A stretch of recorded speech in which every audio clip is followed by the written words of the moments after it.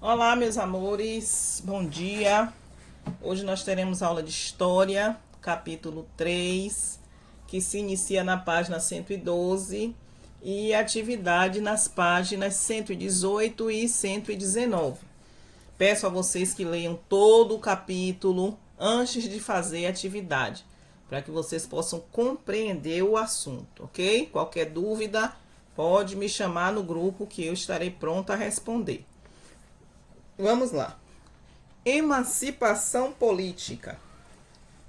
Esse assunto tem o objetivo de identificar a influência da Revolução do Porto na independência do Brasil, discutir os desejos e as percepções portuguesas sobre a colônia no Brasil, analisar o processo de independência do Brasil e avaliar as reações internas e externas sobre a independência do Brasil.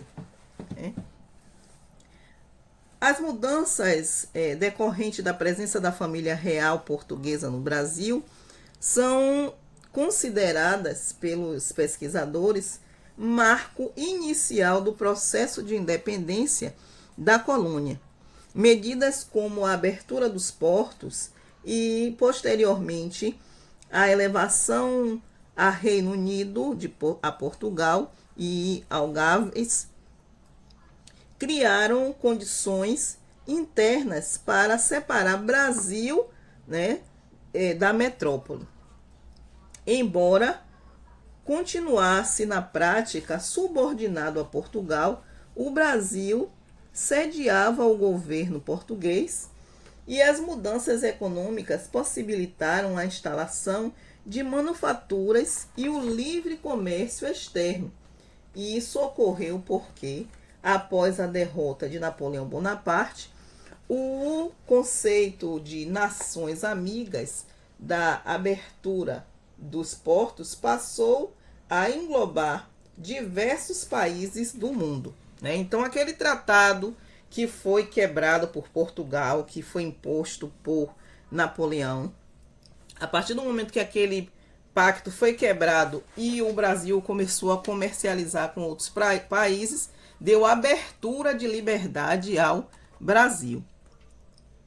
A Revolução Liberal do Porto foi um movimento social que visava, entre outros objetivos, reduzir o poder da monarquia portuguesa, que passaria a atuar como figura decorativa na nova estrutura de governo parlamentarista.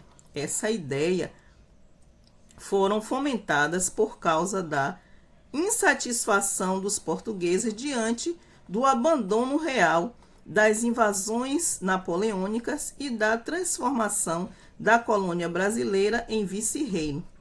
No aspecto político, Portugal encontrava-se desde 1807 sob jurisprudência inglesa e tinha perdido parte da sua autonomia econômica por causa da abertura do porto em 1808. Então, Portugal estava perdendo a autonomia no Brasil. Com as ações da corte, no contexto da Revolução Liberal do Porto, que buscaram definir um novo tipo de atuação diante das mudanças pós-napoleônicas. As principais reivindicações eram uma nova Constituição, limitação da autoridade do rei, fim do absolutismo, retorno da família real, retorno do Brasil à condição de colônia e retorno do príncipe regente. Com o objetivo de fazer retornar a família real a Portugal, em 15 de dezembro de 1820, foi lançado o Manifesto da Nação Portuguesa aos soberanos e povos da Europa, reafirmando a fidelidade ao rei, mas com o intuito de implantar uma constituição parlamentar. O manifesto tinha um tom moderado para esquivar-se do conceito de revolução, com a finalidade de evitar a presença da Santa Aliança no território português. Vamos seguindo aí. Nesse meio termo, Dom João VI retornou para Portugal, né? Junto com toda a comitiva dele, deixando o filho dele aqui no Brasil, né? Para essa ida de Dom João, teve uma reação no Brasil, né?